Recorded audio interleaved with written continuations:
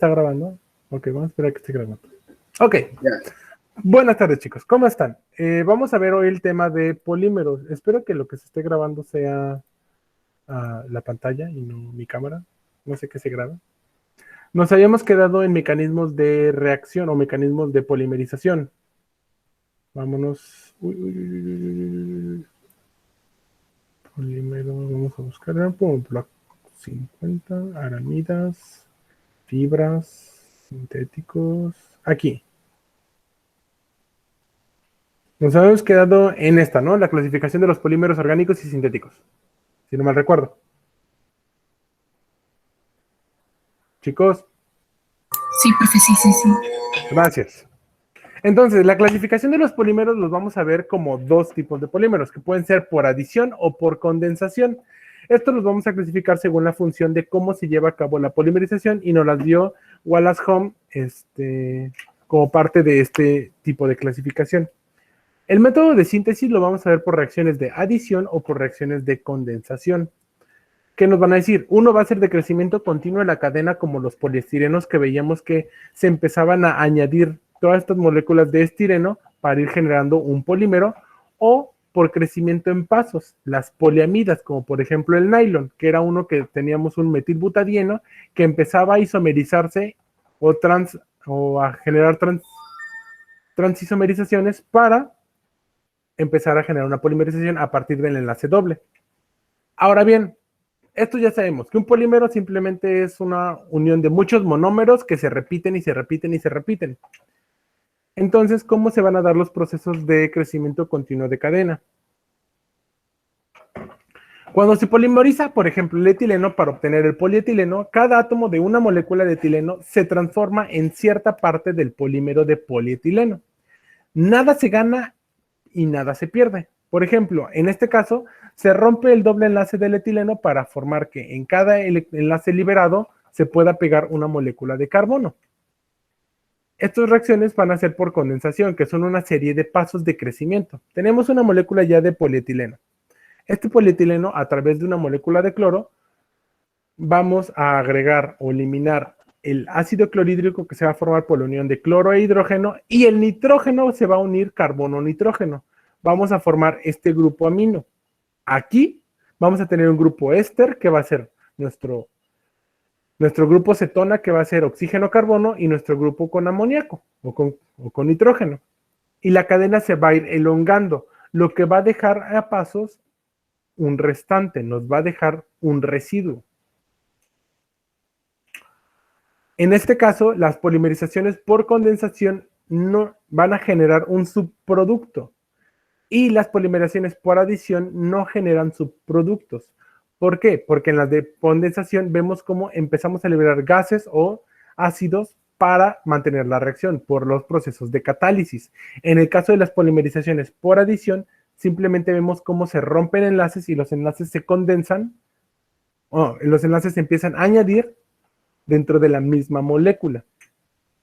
Estas reacciones de polimerización van a ser muy específicas o muy detalladas en el ejemplo de cómo usamos un peróxido para romper estos dobles enlaces y generar un enlace carbono-carbono o un enlace éster, que va a ser a través de un oxígeno-carbono-oxígeno. Esto siempre se puede dar, por ejemplo, en el grupo fenilo. Aquí podemos ver cómo el grupo fenilo, a través de una interacción entre el oxígeno, rompe la molécula, dejando una molécula de grupo fenilo y nuestro enlace éster. Aquí los radicales libres del grupo fenilo atacan a la doble ligadura del alqueno, que va a ser nuestro próximo molécula. Aquí empezamos a generar unos radicales libres, y al liberarse el doble enlace, empezamos a dejar un electrón, un protón, que puede empezar a unirse a otra cadena de fenilo. En el caso de los isoprenos, por ejemplo, que obtenemos un poliisopreno, podemos ver cómo tenemos una molécula de isopreno, rompemos el doble enlace para que a través del catalizador se junten dos isoprenos manteniendo un doble enlace. Un enlace es perdido por la unión o la adición, y el otro es conservado y luego que da la estructura a la formación de series ramificadas o ramificaciones del polímero. Un ejemplo de ello puede ser, por ejemplo, el plástico sintético. ¿Cómo podemos verlo a partir de la polimerización del 1,4 o del 1,3 butadieno? o cuando está en conformación cis y trans. Cuando está en conformación cis, los radicales están viendo al mismo punto. Cuando está en conformación trans, los radicales están viendo en puntos opuestos. Cuando están en conformación cis, vamos a tener polímeros de cadena larga lineales. Cuando tenemos en posición trans, vamos a tener polímeros que van a generar ramificaciones o redes, estructuras glomerulares.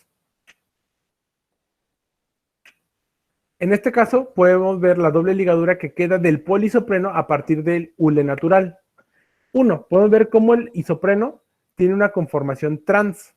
Aquí tiene radical, aquí tiene radical, aquí tiene radical, aquí tiene radical. Entonces va a empezar a formar una cadena en forma de red. A diferencia del hule natural, que tiene una conformación cis, que le permite mantenerse de una manera lineal, y en este caso un líquido, que cuando nosotros lo calentamos, como lo habíamos visto en los procesos anteriores, podemos ver cómo esto hace una transisomerización y se transesterifica, y entonces se modifica la condición de la molécula. Un ejemplo de ello podemos ser el cloropreno. El cloropreno lo ocupamos como un monómero para obtener el policloropreno. Este fue el caucho sintético que la DuPont empezó a comercializar. Aquí podemos ver cómo tenemos dos enlaces dobles y un grupo cloro. Aquí el grupo cloro lo que va a hacer unirse al grupo, va a separarse del grupo carbono, va a dejar un electrón libre para formar un enlace y se va a robar un electrón de hidrógeno o un hidrógeno completo para dejar una molécula protonizada. Esta molécula protonizada va a aceptar el electrón que tiene el carbono y formar un enlace simple carbono-carbono, lo que va a dar un sistema de adición, un sistema de condensación de la molécula, liberando una molécula de ácido clorhídrico por cada monómero que se junte. En este caso se dio la primera formación del acetileno y sus derivados, como lo es el neopreno, que fue uno de los inventos generado igual por Wallace Hume y Caronte. Aquí vimos la estructura del neopreno. Tenemos el cloropreno, que simplemente tiene por un sistema de adición la unión de diferentes moléculas de cloropreno. Perdón, error mío, no es adición. Por condensación de un catalizador, podemos ver cómo se forman enlace carbono-carbono en cada una de estas moléculas. Ahora bien, podemos tener una polimerización por crecimiento de cadena. ¿Cómo van a ser las polimerización por crecimiento de cadena? Muy sencilla. Vamos a ver cómo se forman estos polímeros una vez línea por línea. Un ejemplo va a ser el del estireno, que aquí vamos a tener una interacción o una polimerización aniónica. ¿Qué significa? Vamos a dejar un ion negativo que va a ser el del carbono. ¿Qué significa? Que vamos a robarle un electrón, un protón completo para dejarlo con una carga negativa neta. Aquí va a llegar otra molécula y le va a dar ese protón. En cuanto le dé ese protón, la molécula va a perder un protón más. Entonces las cadenas por polimerización aniónica van a ser cadenas lineales largas, ininterrumpidas, a diferencia de las catiónicas. Primero, vamos a ver, para la polimerización aniónica tenemos que ver cómo se da el proceso de modificación de la molécula. Tenemos aquí nuestro butinilitio. Aquí metemos un acrionitrilo. Tenemos esta molécula, va a reventar o va a eliminar este doble enlace, dejando este anión libre, lo que va a eliminar que el litio, en este caso catalizador, haga un carbanión estabilizado, que va a hacer que se mantenga esta unión o este protón ahí antes de que se forme otro enlace.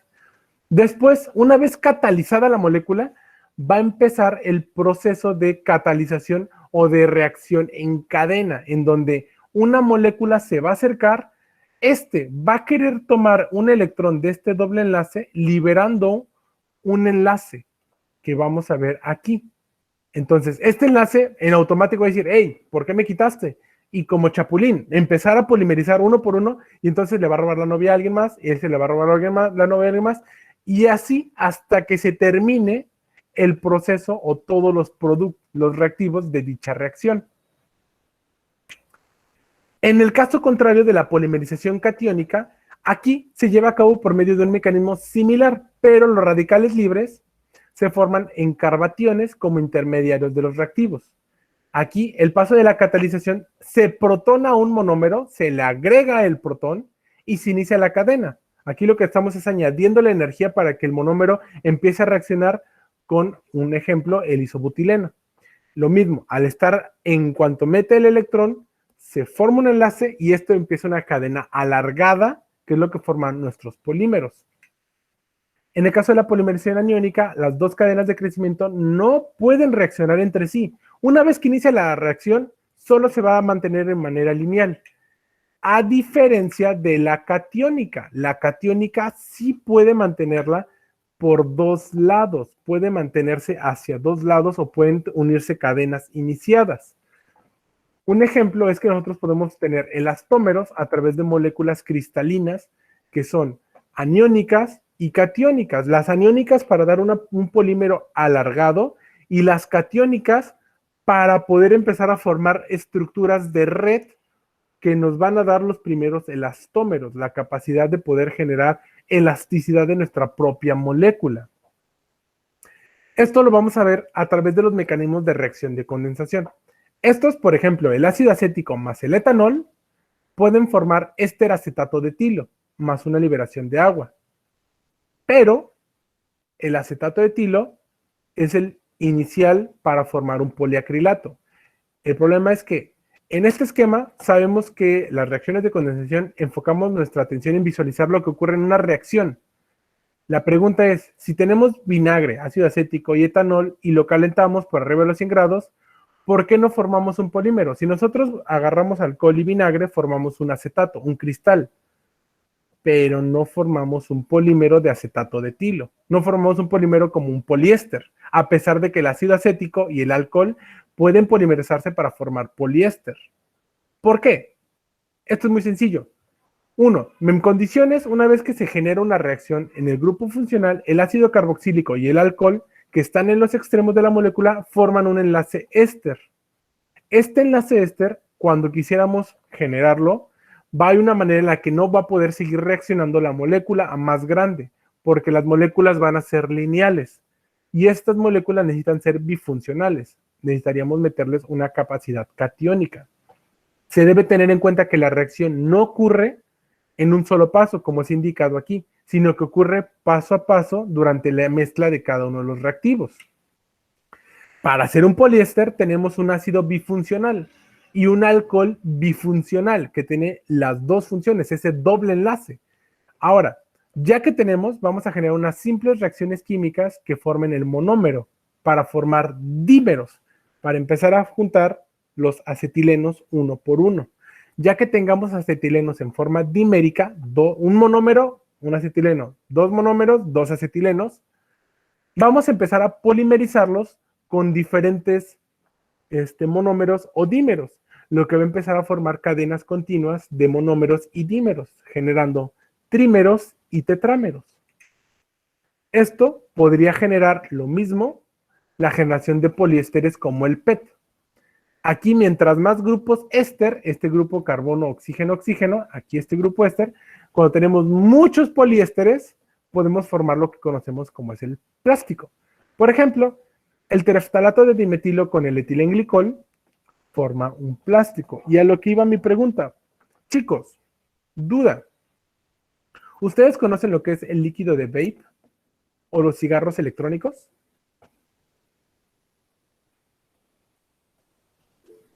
Sí. ¿Sabían que el propietilenglicol, el glicerol y el calor pueden formar un polímero similar a un poliéster, que es una forma de plástico? No, profe. No es que se vaya a pasar, pero en malas condiciones, si tú generas un vapor de puedes formar una reacción exotérmica que produzca un poliéster a través del etilenglicol, el alcohol que tiene y la resistencia que está caliente de tu vaporizador. Entonces, si nosotros nos ponemos en la balanza, ¿qué es mejor, fumar cigarros o fumar vape? Dirán, vape.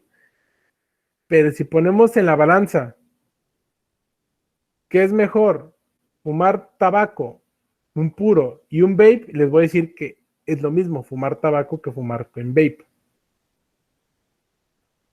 Entonces corren el riesgo de que si no manejan, por ejemplo, es muy común que vendan los mods que les pueden modificar la temperatura y ustedes le modifican la temperatura como si no hubiera mañana porque quieren más vapor. Lo que no saben es que están aumentando el riesgo de formar grupos poliéster y por eso sus resistencias empiezan a quemarse y en lugar de quemarse como el algodón debería quemarse y solo carbonizarse, empieza a quedar una costra negra en la resistencia. Esa costra negra en la resistencia es un poliéster formado a partir del etilenglicol y del alcohol que le meten al líquido de vape. Entonces, tengan cuidado. Deben tener mucho cuidado sobre lo que hagan o no hagan y qué están haciendo. Sepan qué se están metiendo al cuerpo. Aquí se van a dar por efectos de las transesterificaciones. ¿Qué son las transesterificaciones? Tenemos moléculas trans que están en posiciones contrarias y nosotros lo que necesitamos es que sean posición cis para que se dé una polimerización continua. Esta va a generar un crecimiento por etapas. Por ejemplo, el cloruro de tereftolio con el etilenglicol pueden formar el poliéster llamado polieteremtalato, que es ocupado a partir de un dímero de cloruro de ftaolio y etilenglicol. Este se va a dimerizar y por condensación, o sea, va a liberar ácido clorhídrico, obtendremos el primer dímero. Dicho dímero, vamos a tener que meterlo con otro monómero y empezar a formar un trímero, liberando una molécula más de ácido clorhídrico. Esto va a continuar hasta que se junten dos dímeros o dos trímeros y podamos generar un pentámero. Este pentámero va a iniciar la cadena de polimerización continua que va a empezar a formar dímeros, trímeros, pentámeros, dímeros, trímeros, pentámeros, dímeros, dímeros, tetrámeros. Y empezaremos una cadena lineal de dicho plástico. Este plástico es el más común que se ocupa para la obtención del PET, un poliéster que es politereftalato de dimetilo o PET, llamado también dacrón, poliéster o película Miller. El hexán es un policarbonato. ¿Se acuerdan de los ejemplos de policarbonato que les daba antes? Por ejemplo, el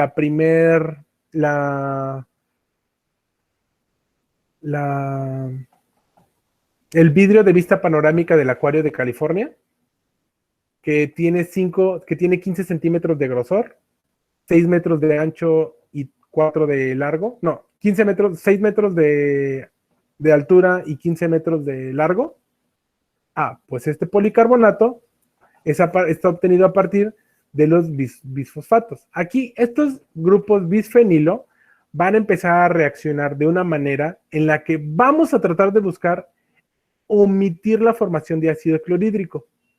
Esto porque los grupos metilhidroxicarbonato van a interactuar con los grupos fenilocarbonato. Esto por mecanismos de transesterificación en donde el bisfenilo, aquí tenemos un bisfenilo que tiene dos grupos fenilo, van a reaccionar sus dobles enlaces con un grupo hidroxilo, lo que va a formar esta estructura cristalina. Esta estructura cristalina es lo que asemeja a lo que nosotros conocemos como un vidrio. Nada más que el vidrio o el cristal lo conocemos a base de óxido de silicio y en este caso lo obtenemos a partir de un hidrocarburo. En este caso podemos ver cómo los poliésteres van a ser usados para fibras textiles como el PET, el PTT o el PBT, ocupados igual para la elaboración de envases plásticos. Otro ejemplo de ellos puede ser el del anhídrido ftálico con el glicerol, que obtiene el gliptal. ¿Qué creen que sea el gliptal?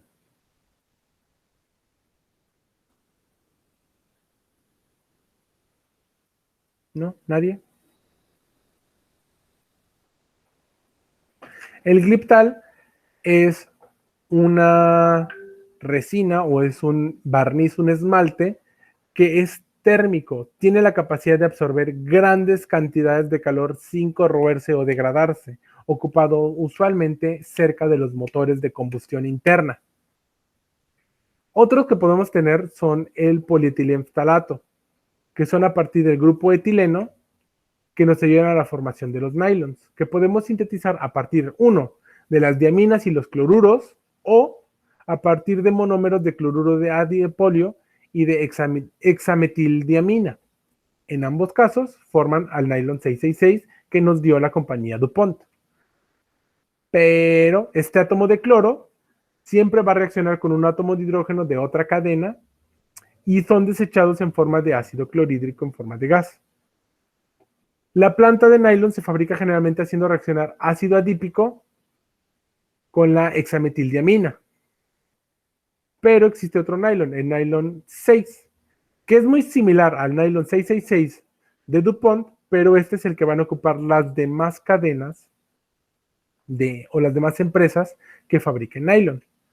Esto se hace a partir de un monómero de caprolactama por medio de la polimerización de la apertura del anillo. Romper el anillo, ese grupo fenilo se rompe. Este va a hacer que se comporte similar al 666, pero no es el nylon 666. Su única razón es que DuPont tiene las patentes del nylon 666 y las demás compañías tenían que ocupar el nylon 6 para poder entrar al negocio. El problema de esta es que cuando se rompe esta caprolactama, genera grandes cantidades de CO2, lo que genera que sea aún más contaminante. Un ejemplo de ello son los poliuretanos. En esta reacción, los componentes disfuncionales no implican su eliminación. Recuerden, aquí sería por adición. Tenemos el diosocianato de hexametilo y etilenglicol. De nuevo, la cosa que se fuman. Cuando se une con este diosocianato, forma la unión del uretano, un carbamato. Esta unión, no tenemos esta unión de carbono-nitrógeno y su grupo éster.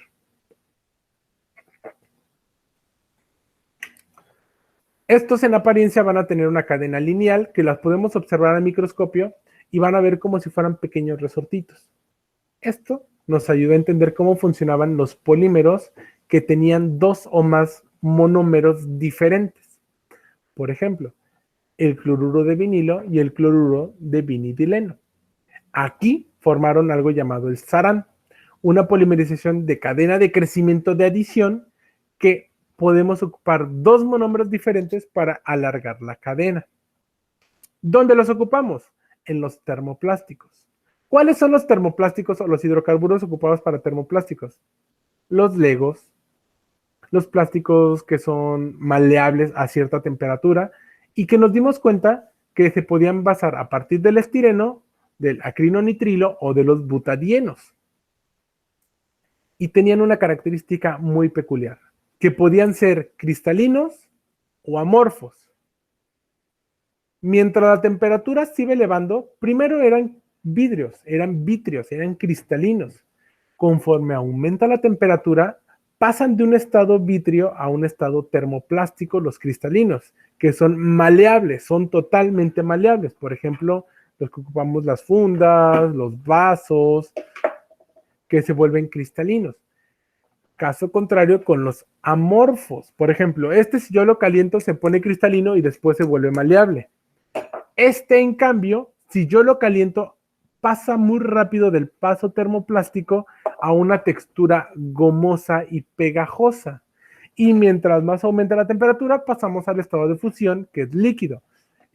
Pasa a un estado termoplástico y después líquido. Pasa a un estado gomoso, pegajosa y casi enseguida líquido, lo que da diferentes texturas o diferentes características para usar.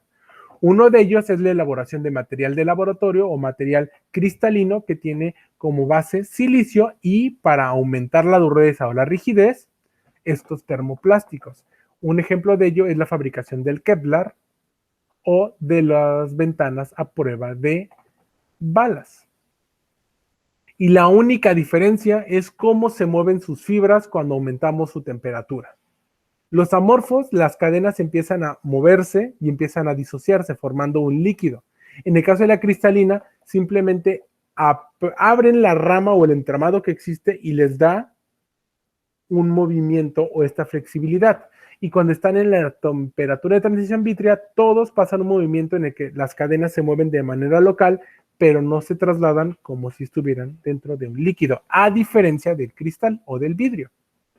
Entonces tenemos tres conceptos que entender: la temperatura de transición, la de fusión y la de descomposición. Esto es muy importante para entender cómo podemos deshacernos o cómo podemos no deshacernos de los plásticos. La temperatura, por ejemplo, de transición va a ser este pequeño intervalo de temperaturas por debajo de la cual el polímero se encuentra de un estado vítreo encima de él y tiene una consistencia de hule, flexible, los termoplásticos. Por ejemplo, si tenemos un polímero con una temperatura de transición de 100 grados Celsius y con una temperatura de transición y otro con una temperatura de transición de menos 20 grados Celsius, el primero será un material rígido a temperatura ambiente, mientras que el segundo será un material líquido o muy viscoso. En el caso de la temperatura de fusión, la temperatura va a ser un pequeño intervalo en el cual estos cristales van a desaparecer en forma de un polímero semicristalino y pasan de un sólido a un líquido viscoso. Y la temperatura de descomposición es el punto exacto en el que rompemos la estructura cristalina, ya no podemos regresar del estado viscoso y pasamos a una descomposición de la materia, lo que genera que los enlaces covalentes se rompan, usualmente el proceso de combustión. La diferencia que vamos a tener es que al calentar los polímeros cristalinos podemos observar cómo estas cadenas poliméricas abandonan su estructura cristalina y se transforman en un líquido desordenado. Los amorfos, cuando se calientan, pasan a una transición vítrea como una estructura cristalina de cadenas, pero ya no están dispuestas en ningún orden. Están esparcidas en cualquier ordenamiento, aún en estado sólido, lo que sea un estado sólido de un líquido subenfriado. Cuando nosotros entendemos cómo funciona la parte cristalina y la parte amorfa, podemos juntar dos polímeros diferentes.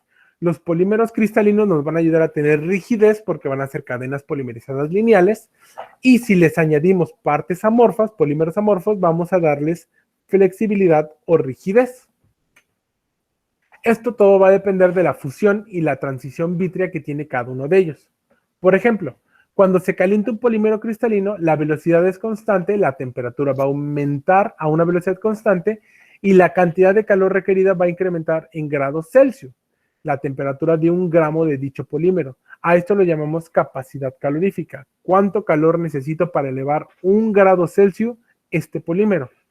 En cambio, cuando es a la transición vítrea, es una flexibilidad o rigidez del polímero a una temperatura dada en la que no podemos romper la estructura cristalina y mantenemos el plástico en una forma flexible, un polímero totalmente flexible.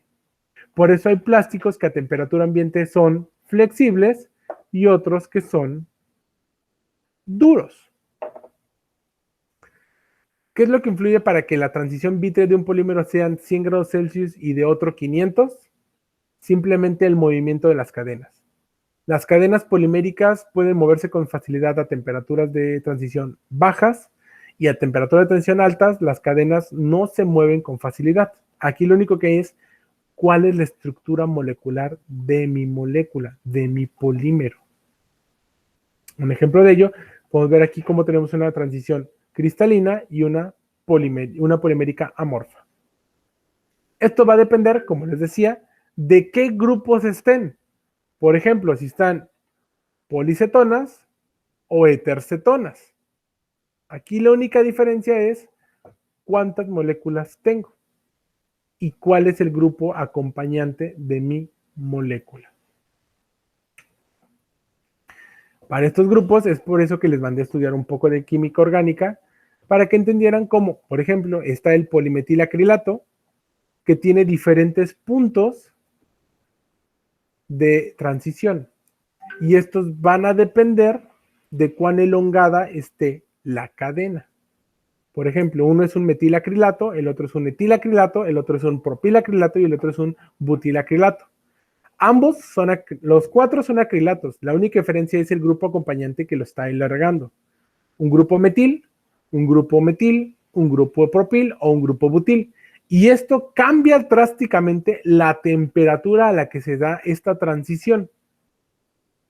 Cuanto más alejadas estén estas unas de otras, se podrán mover con mayor facilidad. Mientras más pequeñas estén, más compactas van a estar y menos movimiento o flexibilidad van a tener mis polímeros.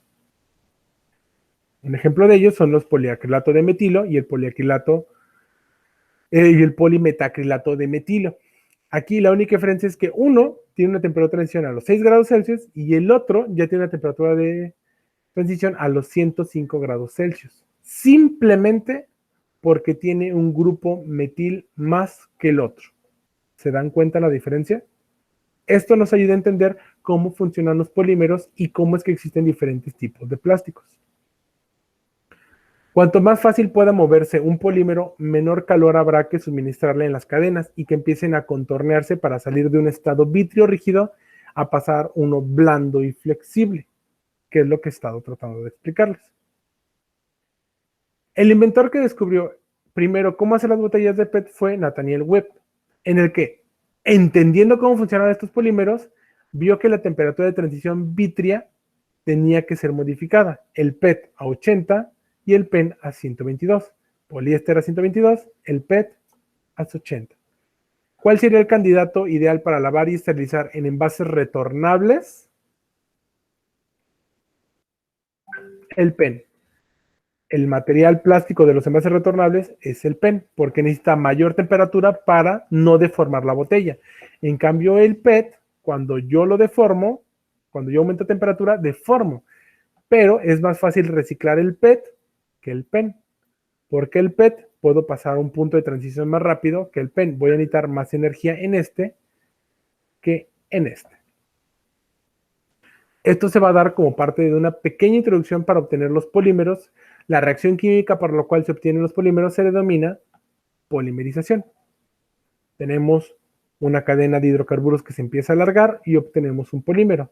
Dicho polímero lo pasamos por un molde, lo pasamos a compresión de aire y obtiene la forma final. Esto porque son termoplásticos, que tienen la capacidad de cambiar su estructura de cristalina a vítrea según la temperatura a la que se encuentra. Ejemplos de ellos vamos a tener todos los polímeros: ABS, poliacetal, nylon 66, nylon 610, nylon 11, poliacrilitrilo, polibutadieno, carbonato, policloruro de vinilo, bilitidieno, poliestireno táctico, poliéster, polietileno PAB, PEBD, el PET, el polimetaclato y el polipropileno. Y cada uno podemos ver que tiene diferentes temperaturas de transición. Esto es porque las ocupamos en la industria, porque dependiendo de la estructura química que tenga, va a ser el uso que le podamos dar. Hasta el momento, ¿alguna duda?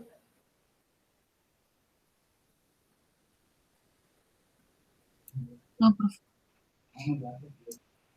Profe,